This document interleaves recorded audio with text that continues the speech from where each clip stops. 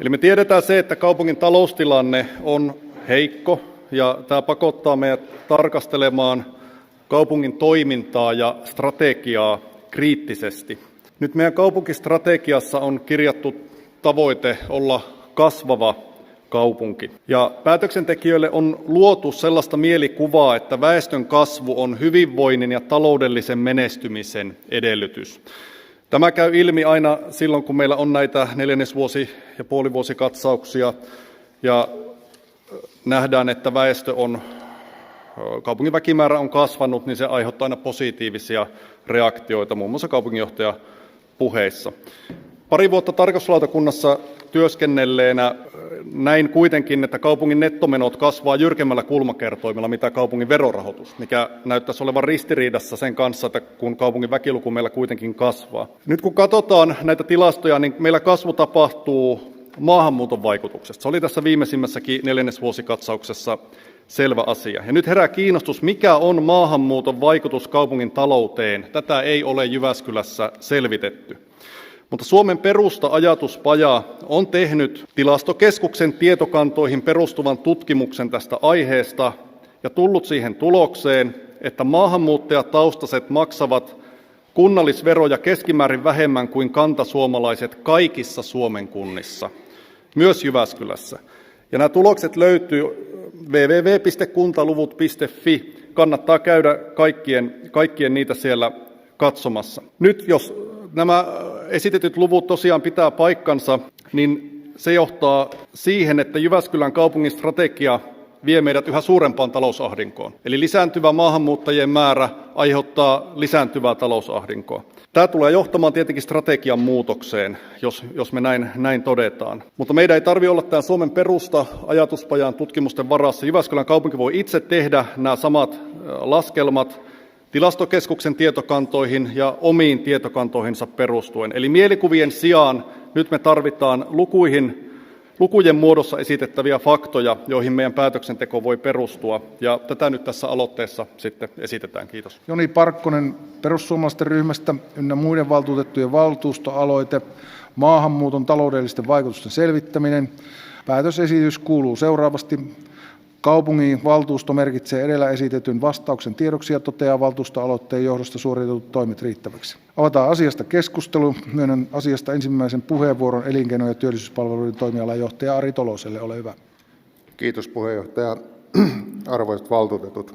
Tosiaan elinkeino- ja työllisyyspalveluissa olemme tehneet tähän valtuustoaloitteeseen selvityksen, joka on teillä siellä liitteenä. Asia on varsin laaja ja tärkeä, mutta kysymys kuuluu, että kuinka paljon kaupungin kuuluu laittaa energiaa ja voimavaroja tämän asian selvittämiseen, joka on valtakunnallinen. Eli kaupungin näkökulmasta katsottuna asia on tietenkin tärkeä, mutta se on vielä tärkeämpi valtakunnan näkökulmasta. Olemme pyrkineet siinä omassa selvityksessä ja vastauksessa perustelemaan näitä meidän näkökulmia ja käyttämään niitä lähteitä, jotka on vapaasti saatavilla. Tilastokeskukselta muun muassa olisi saatavissa maksumuurin takana olevia lähteitä, mutta niitä emme siis ole käyttäneet, vain ainoastaan niitä lähteitä, mitkä oli vapaasti saatavilla. Ja niihin perustuen tämä dokumentti on rakennettu. Olemme myös kaupungin omista järjestelmistä pyrkineet löytämään tarkempia tietoja maahanmuuton kuluista sekä niistä saatavista korvauksista valtiolta. Tämä on kuitenkin hyvin aikaa vievä työ, koska kaupungin järjestelmissä ei ole erikseen merkittynä, mitkä laskut tai korvaukset erityisesti liittyy maahanmuuttoon tai vieraskielisiin henkilöihin.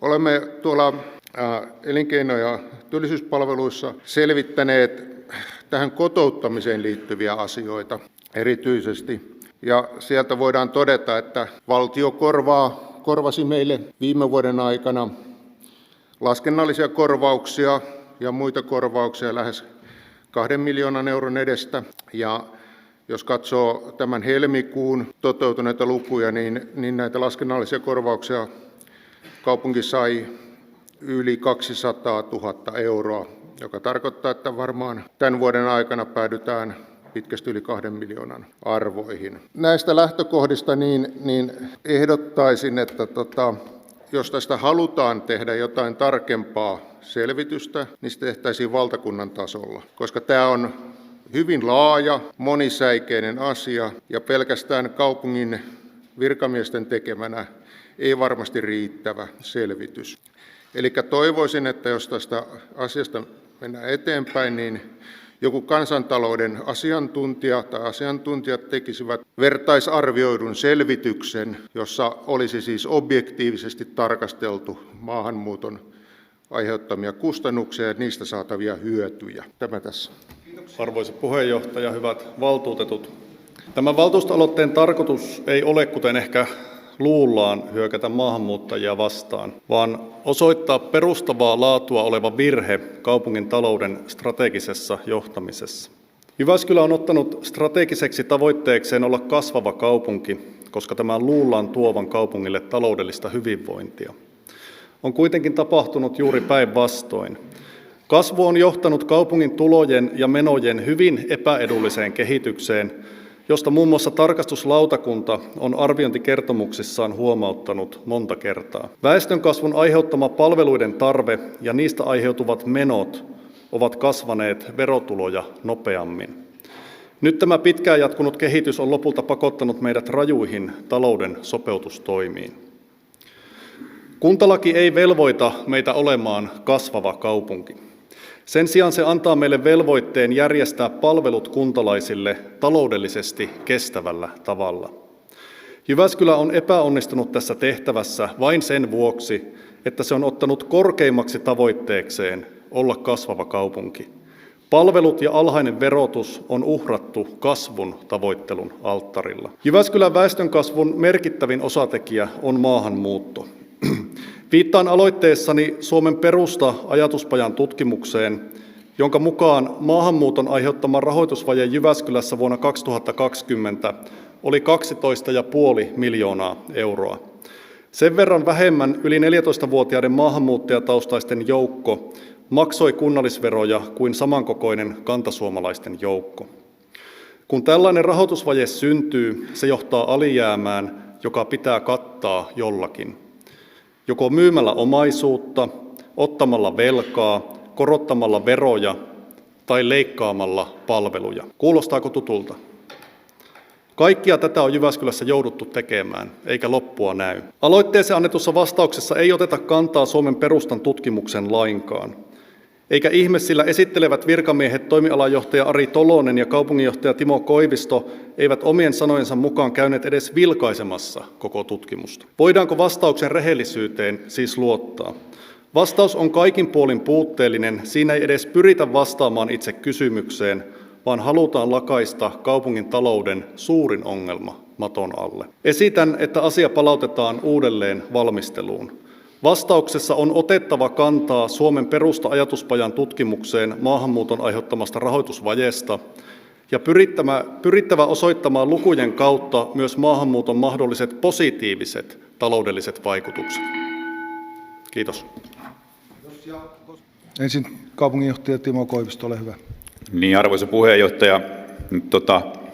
Valtuustoaloitehan koskee maahanmuuton kustannuksia. Nyt tässä alettiin keskustella kaupungin strategiasta, toki sekin käy, mutta me ollaan strategia hyväksytty tosi vahvalla äänten enemmistöllä tässä salissa ja nämä samat argumentit muistaakseni kuultiin silloinkin jo valtuutettu Parkkoselta. Se, että olenko tutustunut tähän tutkimukseen, niin mikään tietenkään ei aseta esittelijälle velvollisuutta lukea jokaista tutkimusta, johon aloitteessa viitataan välttämätta kauhean yksityiskohtaisesti. Sen verran olen kuitenkin siihen tutustunut, että tiedän, mistä siinä suunnilleen on kysymys. Se on tietyn poikkileikkaushetken laskennallinen arvio maahanmuuton kustannuksista. Mutta jos lähdetään tähän strategiaan vielä ihan tiiviisti, vaikka se nyt ei suoraan tähän liitykään, mutta kun tässä nähdään tämä kaupungin kasvuongelmaksi ja oikeastaan syyksi kaupungin heikolle talouden tilanteelle, niin se analyysi on kyllä aika heikko. Kaupunki on kasvanut, mistä hän lähtien, vähintäänkin toisesta maailmansodasta lähtien, vuodesta 1972 vuoteen 2022, 50 vuoden tarkastelujaksolla kasvu on ollut noin 60%. ja noin 60 000 asukasta. Maahanmuutto on ollut siinä luulisin, että se on ollut todella pieni tekijä. Nyt viimeisen 2 vuoden aikana, muistaakseni maksimissaan 3 vuoden aikana, maahanmuutto on ollut suurin tekijä, tai oikeastaan edes yhtä suuri tekijä kuin maan sisäinen muuttovoitto Jyväskylän kaupungin kasvussa.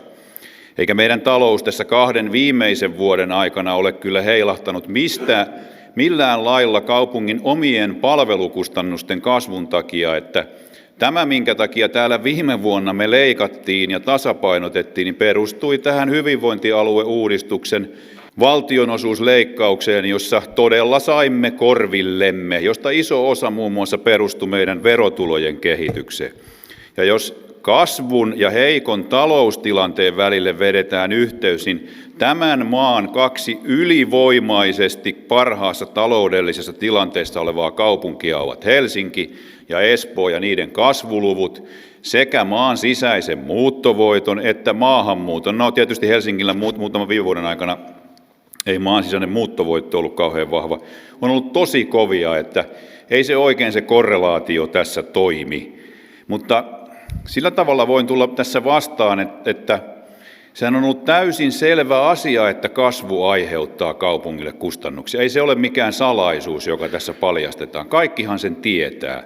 Meidän täytyy investoida päiväkoteihin ja kouluihin. Maakunnasta muuttaa keskuskaupunkeihin aina työttömiä. He saattavat varmaan aiheuttaa kustannuksia. Heidän kustannuksiaan emme tässä ole laskemassa ja oikein hyvä niin. Opiskelijoita meille tulee todella paljon. Lähellekään kaikki ei koskaan maksa veroja Jyväskylään. Saattaa olla, että aiheuttavat kaupungille joitakin kustannuksia, vaikka terveydenhuoltopalvelut tulevatkin jostakin muualta. Mutta ensinnäkin se kysymys, että onko ajatus siis, että estäisimme näiden ryhmien tulon tänne Jyväskylään. Ja ensimmäisenä suomalaisena kaupunkina, suurina kaupunkina tekisimme strategisen linjauksen, että emme halua kasvua, rajoitamme sitä. Ja vain nämä ja nämä ihmiset ovat tervetulleita. Se olisi erikoinen valinta, en suosittele siihen lähtemistä, enkä muuten edes tiedä, miten se tehtäisiin. Kaikki suomalaiset kaupungit toivovat kasvua. Olen tästä jutellut kansantaloustieteilijöiden kanssa, tietysti kollegoiden mielipiteet kuuluu viimeksi Timo Aron kanssa, jota jonkinnäköisenä aluetaloustutkijana ja tuntijana tiedetään, ja kaikki näkevät, ja se nyt voi sanoa niin, että se kasvu, se tuo potentiaalia. Nekin ihmiset, jotka eivät välittömästi maksa tänne verojaan, saattavat joskus maksaa.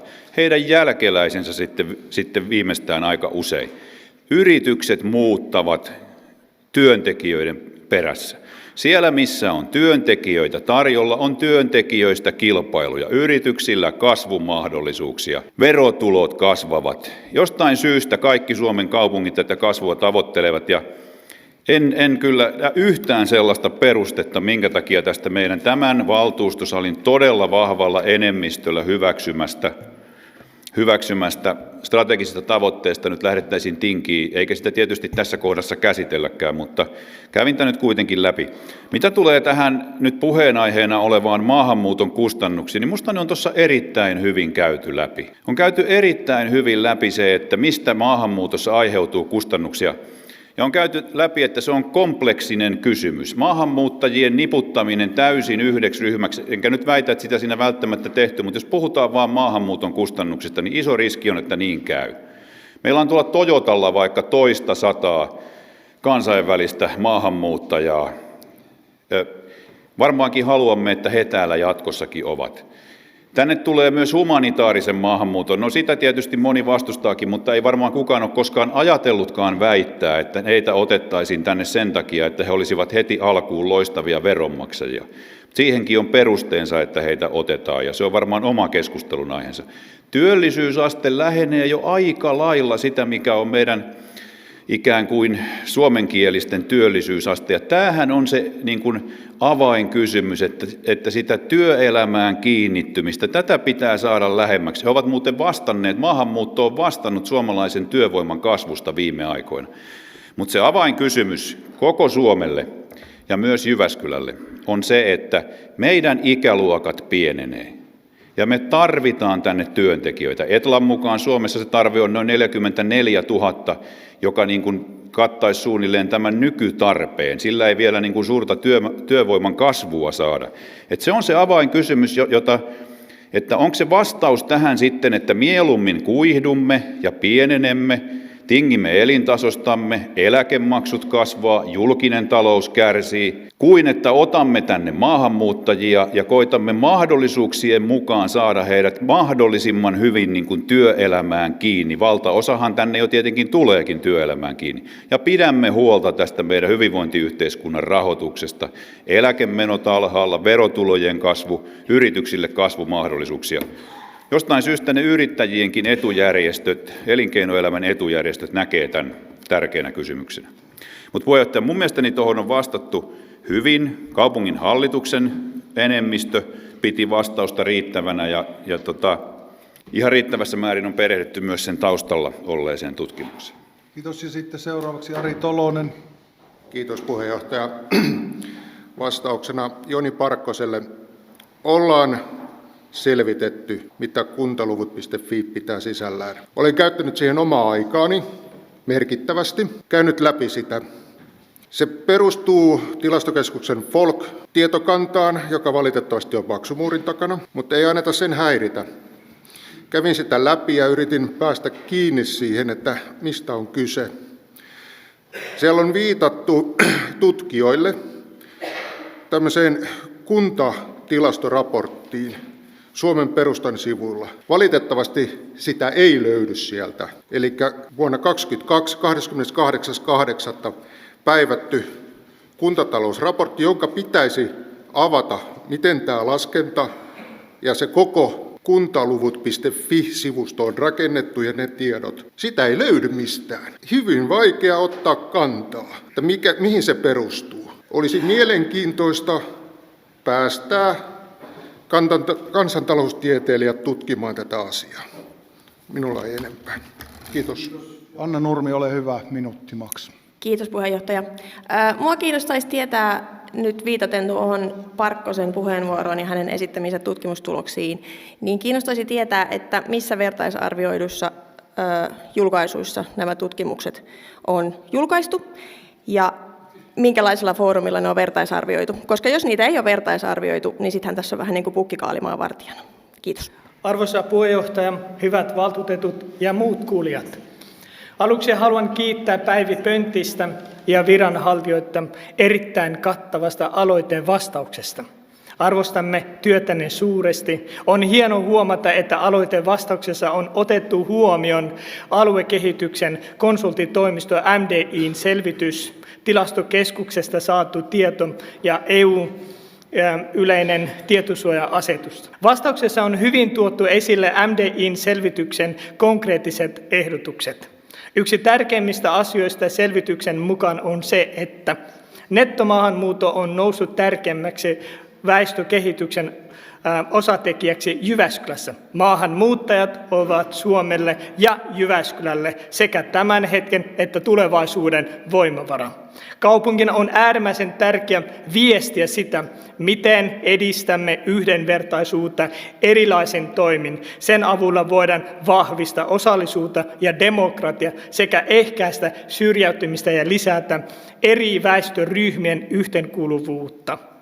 Kun halutaan lisätä yhteenkuuluvuuden tunnetta, yksi tärkeimmistä asioista on edistää vieraskielisten ja eri kulttuurien välistä vuoropuhelua sekä ehkäistä syrjintää ja rakenteellista rasismia. Tämä edistää tasa-arvoa ja tukea kuntalaisten osallistumista ja vaikuttamismahdollisuuksia. Jyväskylän kaupungin strategian 1/4 kärjestä on kasvava ja kansainvälinen sivistyskaupunki. Strategiamme mukaan turvaamme jyväskyläläiselle yhdenvertaisen mahdollisuuden asua, opiskella, kotoutua ja tehdä töitä. Jyväskylän kaupungin valtuutettuna, hyvinvointitoimikunnan jäsenenä ja kotoutumisen asiantuntijana olen aina sanonut, että maahanmuuttajien pitäisi ohjata kannustaa enemmän opintiellä, sillä koulu on heidän työtä ja koulutuksen on ainoa tie työelämään.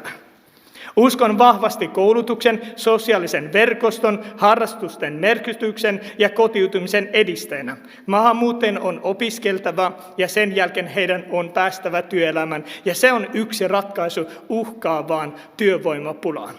Arvoisa puheenjohtaja, haluaisin haastaa meidät miettimään, millä mittarilla arvioimme maahanmuuttajien kotoutumisen onnistumista. Yksi olennaista mittarista on muuttoliike Jyväskylästä muihin kaupunkiin. Se, miten hyvät mahdollisuudet maahanmuuttajilla on elää mielekästä elämää, opiskella, työllistyä, kotoutua Jyväskylässä, vaikuttaa suoraan siihen, miten hyvin maahanmuuttajien kotoutumisen satsattu resurssit tuottavat kaupunkimme veronmaksajia aktiivisia kansalaisina. Kiitos. Ja seuraavaksi valtuutettu Ari Laitinen.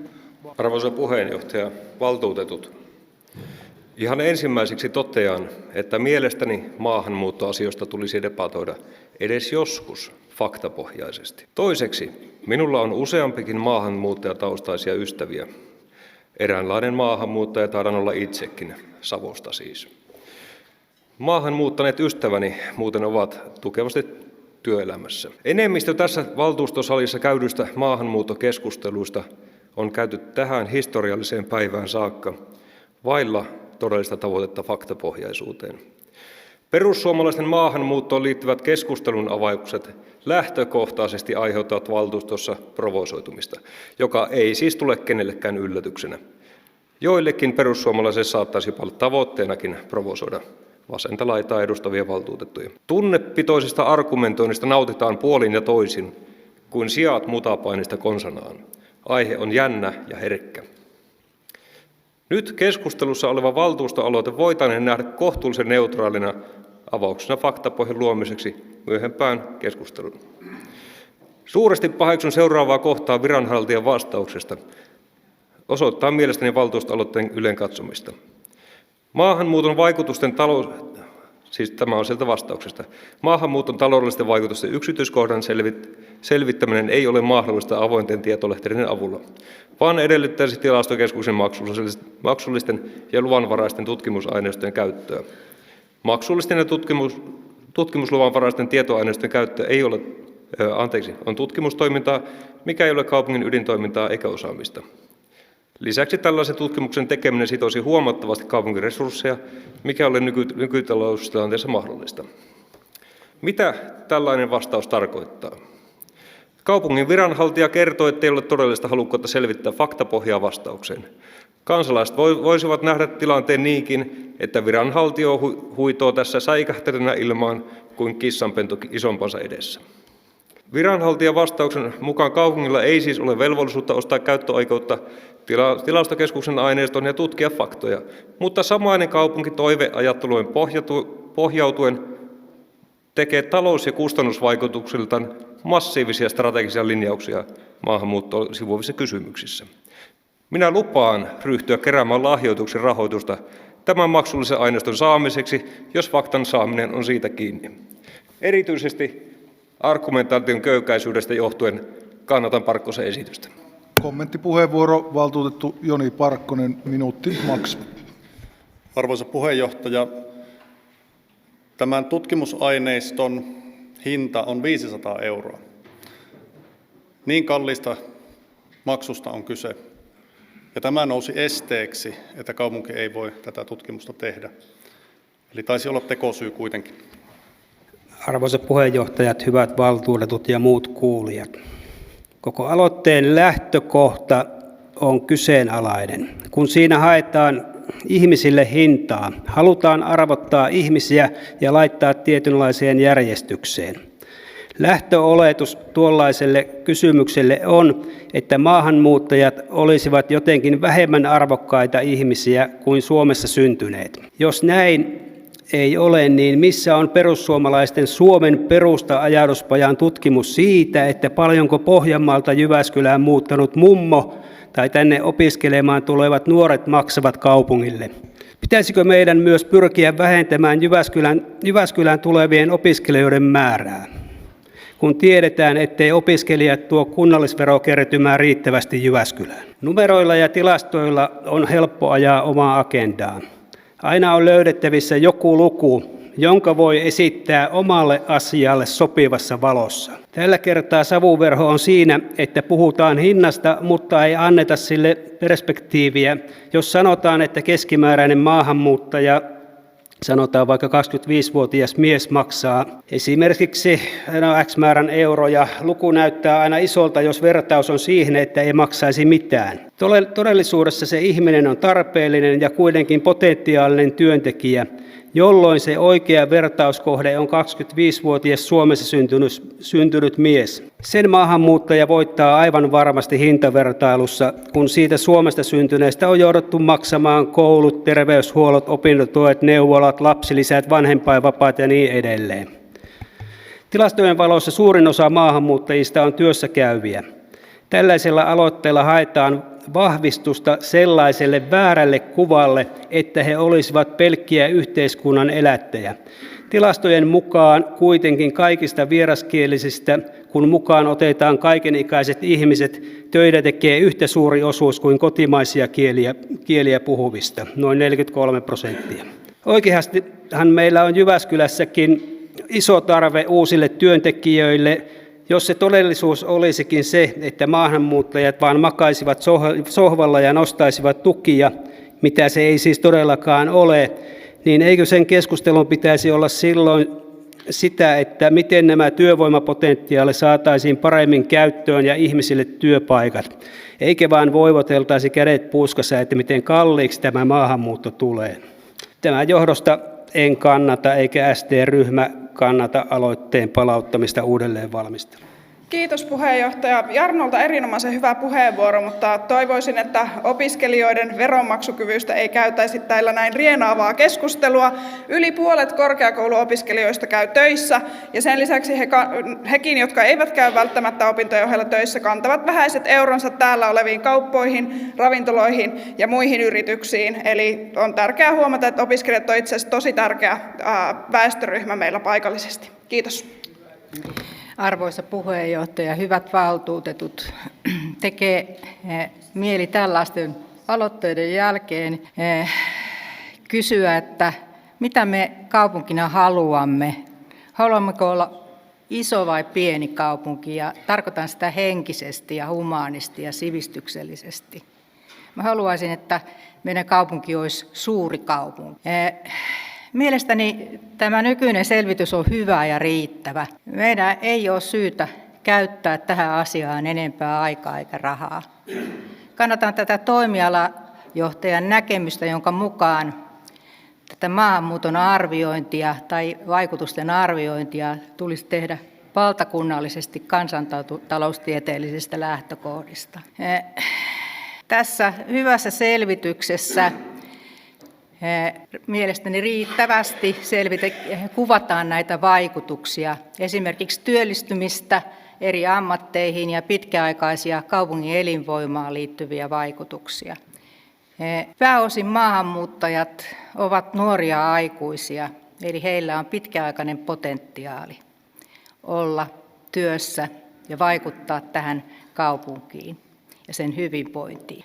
Työvoiman positiivinen kehitys on myöskin maahanmuuttajien varassa. Jyväskylä tarvitsee maahanmuuttajia. Tässä materiaalissa, joka listalla on, niin siitä selviää tämän Myrskylän selvityksestä. Siitä näkee hyvin, että miten rajusti työikäinen väestö Jyväskylässä vuonna 2040 kun vähenee. Onneksi maahanmuuttajia ennustetaan olevan paikkaamassa tätä, siis Suomessa aikaisemmin puhuttu ruotsin ja suomen kieleä pääasiassa puhuvien lisäksi. Siis.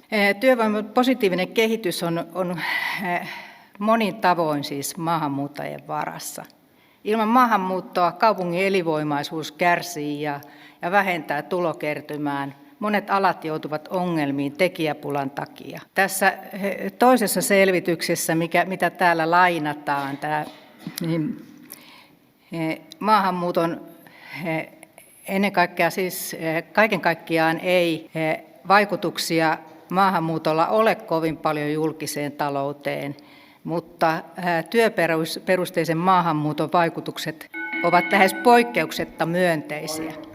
Arvoisa puheenjohtaja, valtuutetut ja muut läsnäolijat sekä kuulijat. Jyväskylän tehtävänä on selvittää kaupungin toiminnan kannalta merkittäviä tietoja, joita voidaan soveltaa käytäntöön tai jonka tiedoilla voimme tehdä jotain. Emmehän me halua tuottaa päätöksenteon kannalta turhaa tietoa, joka aiheuttaa kaupungin tiukassa taloustilanteessa lisäkustannuksia. Haluaisin lisäksi esittää toiveen siitä, että kaupungin selvityksissä ja toimenpiteitä ohjeistettaessa käytettäisiin poliittisesti neutraalia tausta-aineistoa. Haluan kuitenkin kiittää mielestäni perusteellista ja riittävää vastausta valtuustoaloitteeseen. Uskoisin, että niin korkeakoulukentällä kuin yritysten parissa oltaisiin tyytyväisiä maahanmuuttoa edistäviin toimiin, vaikka tarpeen tullen aiheellista kritiikkiä on syytäkin esittää, aiheesta kuin aiheesta. Tästä lienemme me kaikki täällä salissa samaa mieltä. Jyväskylä on ollut merkittävä kouluttajakaupunki S2-koulutuksen eli suomi toisena ja vieraana kielenä saralla jo vuosikymmenien ajan.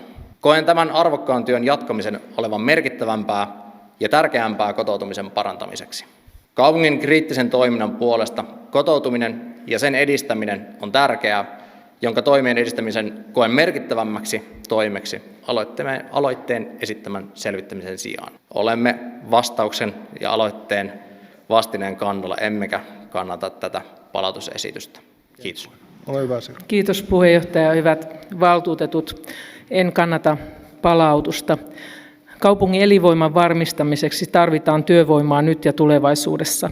Maahanmuuton suotuisat vaikutukset ovat väestödynamiikkaamme kiistattomasti parantavat.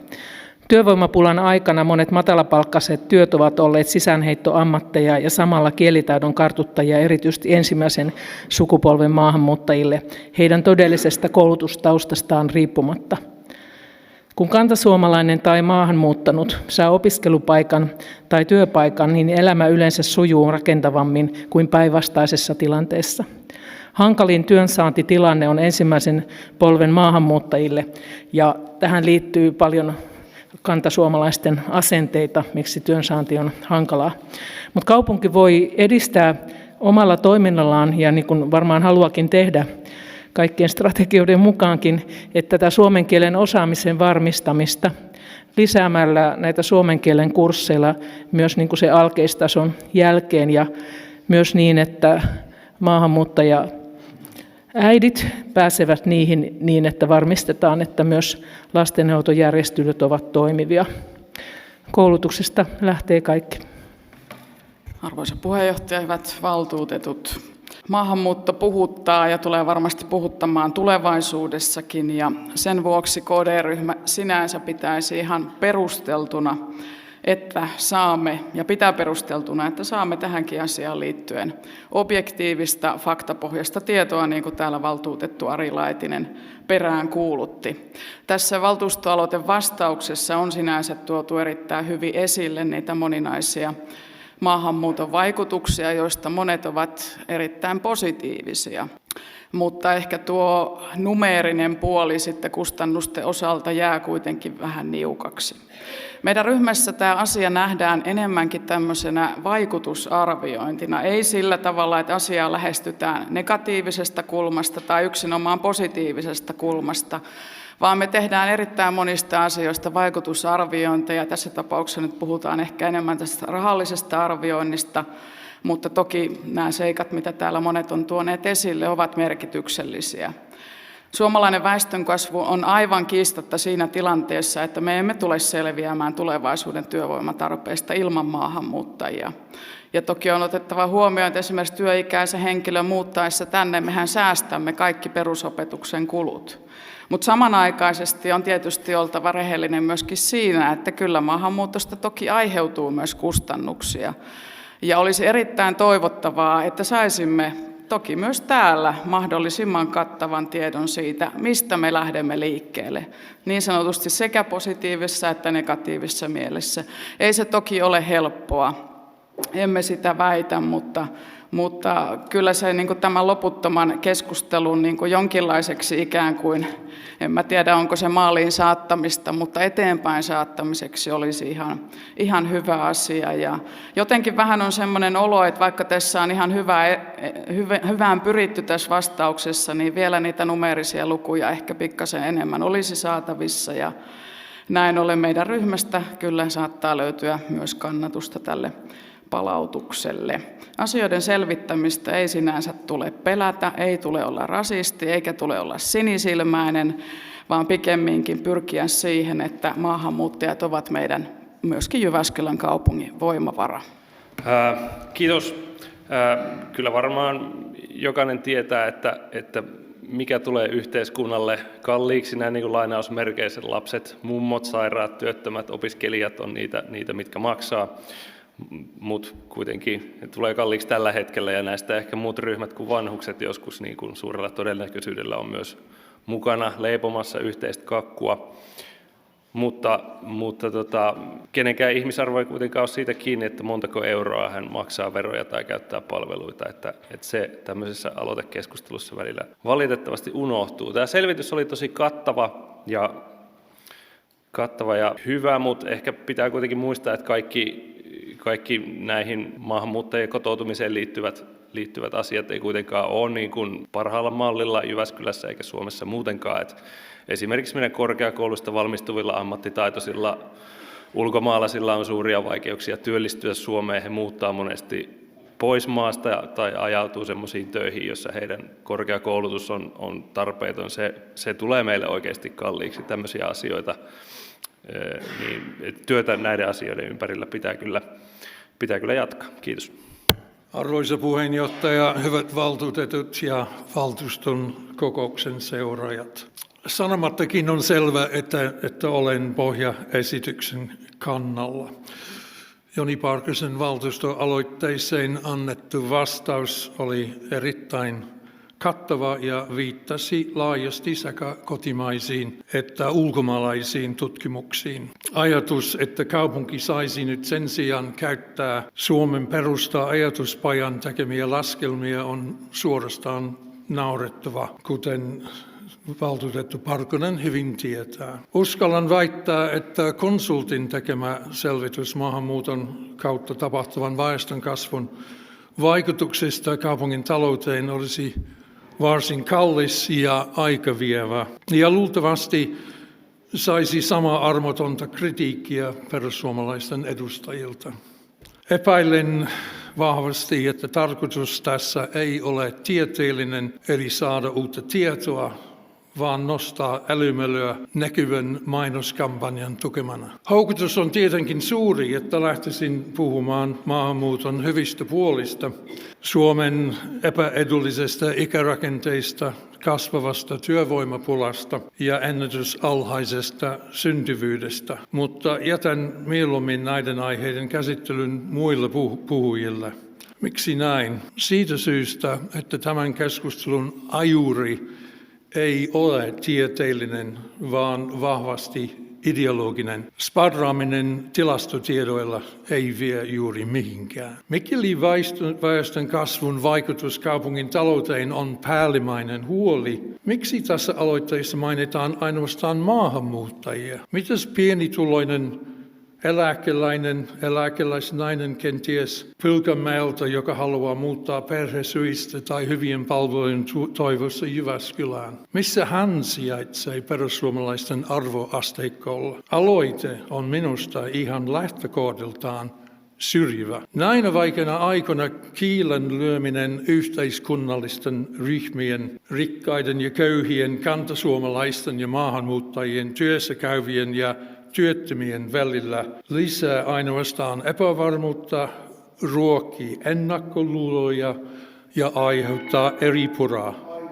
Aloite, joka seilaa tietoisesti populismin pimeällä puolella, ei nostaa yksi lause vielä, jos saan lopettaa. Aloite, joka seilaa tietoisesti populismin pimeällä puolella, ei nostaa Jyväskylän houkuttelevuutta eikä tuo ensimmäistäkään hyvin maksettua työpaikkaa. Kiitos.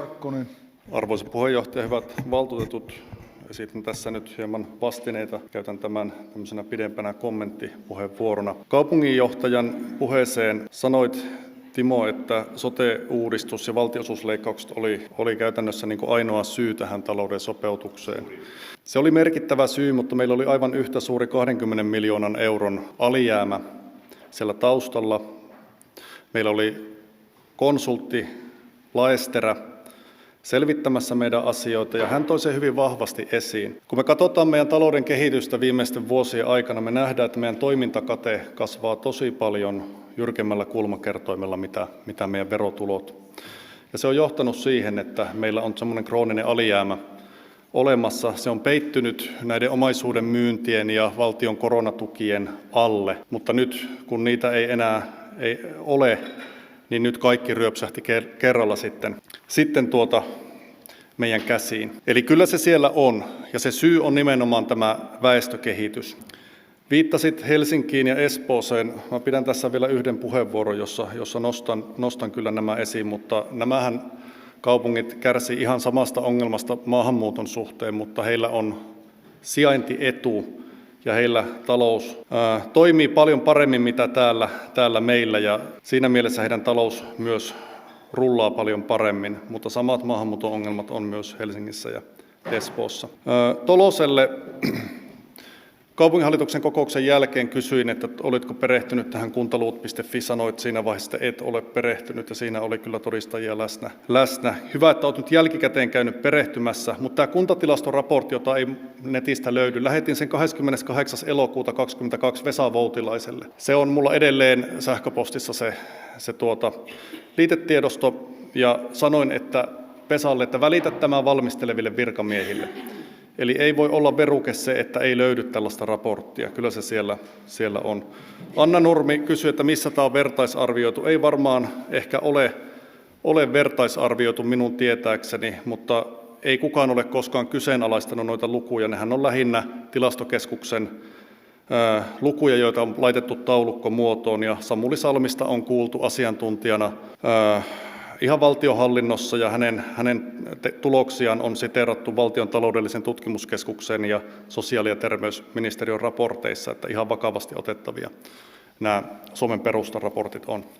Kiitos arvo puheenjohtaja ja hyvät valtuutetut ja muut kuulijat.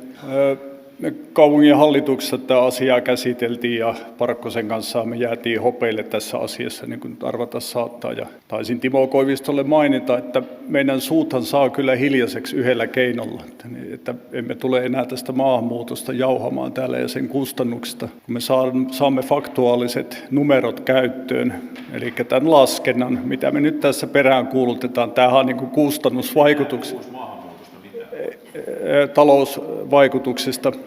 Lopetetaan se keskustelu siihen, eli haluttaisiin vaan katsoa kustannusvaikutuksia. Esimerkiksi japanilaistallin mekaanikko tai insinööri, kun tulee tänne, niin mä veikkaan, että siinä on paljon positiivista vaikutusta. Kun hän tulee tänne, vaikka tuo 7 lapsen perheenkin tänne tullessa, ja ne kaikki koulutetaan täällä ja pistetään päiväkotiin, niin se on kuitenkin aika iso verotulo, mitä me saadaan sieltä. Me ollaan tässä vaan hakemassa sitä kokonaisvaikutusta. Siellä puhutaan noin 500-600 hengen maahanmuuttajamäärästä per vuosi, siinä opiskelijoita. Siinä on paljon, siinä on tietysti laskettu kokonaisuutena tämä, ja tämä jatkumoa on, että tämä tulee vaan niin kuin kasvamaan, eli meillä se muu luontainen muutto tänne tulee koko ajan pienemään ja maahanmuuton määrä tulee kasvamaan. Tämä suhdeluku tulee muuttumaan näin. Ellei me saada muutettua sitten meidän turvapaikkalainsäädäntöä, pakolaismäärät, kaikki nämä vaikuttaa, kuinka paljon meille tulee Suomeen sisään näitä ihmisiä. Siellähän me pystytään tietysti sitten vaikuttamaan, että kuinka paljon Jyväskylä tulee näistä ihmistä ottamaan. Eihän me tuohon kunnan rajalle tulla laittamaan mitään stoppia, että mä en tule siellä eläkepäivinä seisomaan ja kysymään maahanmuuttajilta, että mitäs asiaa tänne herralla on tai rouvalla on. Se tulee lainsäädännön kautta tietysti se, mutta nämä luvut kiinnostaa, koska mä oon nyt kaupunginhallitukseen päässyt ja talouslukuja siellä pyörittämään, ja tämä on yksi semmoinen mittari, millä mä pystyn tietysti päätöksiä tekemään. Meillä on kova säästötavoite menossa tässä. Tänään taas löytiin lisää miljoonia säästettäväksi, ja tämä on perussuomalainen keino selvittää asioita, syy- ja seuraussuhde, että toimiiko tämä vai eikö tämä toimi. Ei meillä ole mistään muusta kyse. Tämä on se yksi laskennallinen tehtävä, ja tämä asian keskustelu loppuu siihen. Että mä olisin hirveän iloinen, kun palautettaisiin tämä ja saataisiin ne luvut tähän käyttöön, niin sen jälkeen, niin kuin lupasin Koivistolle, että Parkkonen ja Lehtonen ei siellä hallituksessa enää tule näistä asioista jauhamaan. Ei mulla muuta, kiitos. Kiitos puheenjohtaja. Tässä on tämä faktatiedon perään kuulutettu, ja tuossa valtuutettu Visa Korpi-Kemppainenkin näihin lukujen perään kyseli. Niin, Tässä Parkkosen aloitteessa tosiaan on pyydetty selvitystä näistä taloudellisesta näkökulmasta ja nyt tämä kaupunginhallituksen esitys on valmisteltu käsittääkseni työllisyyspalveluissa ja minun mielestäni parempi valmistelupaikka olisi tässä ollut tähän kaupunginhallituksen lausuntoon, niin talousjohtaja Vesa Voutilaisen tiimin johdolla, että olisi varmaan pystynyt näitä lukuja tähän tuottamaan, kun tässä nyt on Vesan tiimi pystynyt aika nopealla aikataululla näihin valtionosuusjärjestelmämuutoksiinkin tuottamaan faktatietoa meidän kaupungin hallituksen päätöksentekoon. Kiitos. Niin kuin tuossa vastauksessa ja aikaisemmissakin puheenvuorossa jo puhuttiin, että näitä olisi ennemmin syytä selvittää valtakunnallisesti, niin ehkä se oikea paikka olisi sitten se valtiovarainministeriö. Kiitos. Puheenjohtaja, näin aluksi niin en kannata palautusta ja haluankin kiittää virkakuntaa hyvästä ja laajasta vastauksesta. Sitten ehkä muutama huomio tähän keskusteluun. Mä ajattelen, että tässä maassa saa puhua niin paljon maahanmuutosta kuin sielu sietää, mutta musta tuntuu, että viime aikoina meillä on mistään muusta puhuttukaan. Mutta maahanmuuttoon liittyy totta kai monenlaisia erilaisia ilmiöitä, jotka osa tuottaa kustannuksia, osa ei tuota kustannuksia. Ehkä mä ajattelen Suomen ja koko tavallaan Jyväskylän elinvoiman näkökulmasta ja niiden ihmisten, ketkä tänne tulee, niin olisi tosi tärkeää muistaa, että ihmiset tulee erilaisista lähtökohdista, heillä on erilaista osaamista, heillä on erilaiset perhetaustat, heillä on paljon erilaista potentiaalia.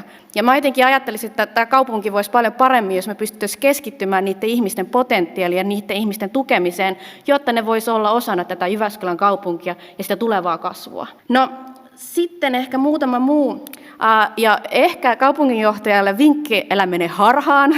Mun on vaikea uskoa, että perussuomalaiset olisitte tyytyväisiä, vaikka kuinka tarkat luvut tästä tulisi ja päätyisimme tilanteeseen, missä emme tästä aiheesta tulevaisuudesta puhuisi, mutta totta kai, jos se sitä vaatisi, niin jopa harkitsisin jo, mutta en kuitenkaan edelleenkään kannata palautusta. No sitten ehkä toinen kysymys, mistä usea muukin on nostanut esille. Täällä on noussut useasti tämä Suomen Perusta-ajatuspajan tekemä laskelma. Tämä tosiaan ei ole tehty vertaistutkimusta, ja tämä ei myöskään ole tiedemaailman yleisesti jaossa oleva kokonaisuus. Siellä voi olla lukuja, mitkä pitää paikkaansa, tai voi olla, että ei. Mutta mun mielestä on ongelmallista, jos niin kuin kaupungin tehtävä olisi tehdä vertaistutkimusta olemassa olevaan ajatuspajan tutkimukseen. Mä ajattelen, että se kaupungin panokset, mitä meillä on, niin pitää olla olemassa olevan tiedon perusteella olevaan selvitykseen kaupungin valtuutetuille. Ei siihen, että kaupunki alkaa tekemään omaa tutkimusta tai laittaa isoa pääomaa tai isoa osaamispohjaa, aikaresursseja. Siihen ei ole meillä aikaa, eikä se ole oikein hyvin käytettyä meidän omaa resurssien. Ja sitten mä ajattelen ehkä viimeisenä, mitä jos me laitettaisiin tämä kaikki pohja ja pohdinta, mitä me koko ajan mietitään sitä maahanmuuton negatiivista asioista, myös niiden positiivisten asioiden pohtimiseen ja panostettaisiin siihen, että meidän kaupunki voisi kasvaa ja luoda uutta voimaa myös tulevaisuudessa, jotta taas elinvoimainen kaupunki. Arvoisa puheenjohtaja, hyvät valtuutetut. Jyväskylän talousjohtamisessa on tehty käsittämättömän naiivi yksinkertaistus, jota tuodaan koko ajan esille kaikissa eri yhteyksissä. Se kuuluu näin, kun kaupungin väkiluku kasvaa, niin kaupungin talous paranee. Mä kutsun tätä yksinkertaistusta Koiviston evankeliumiksi, sillä usko tähän oletettuun ilosanomaan on ainoa perusta kaupungin talousjohtamiselle, ja sen vuoksi kaikki pelimerkit on laitettu ja yhä edelleen laitetaan yhden kortin varaan, kasvun varaan. Kuitenkin kasvun aiheuttamien tulojen ja menojen suhde on se, mikä ratkaisee. Kun kaupunkiin muuttaa lisää ihmisiä, pitää heille järjestää lakisääteiset palvelut. Tästä aiheutuu kaupungille kuluja.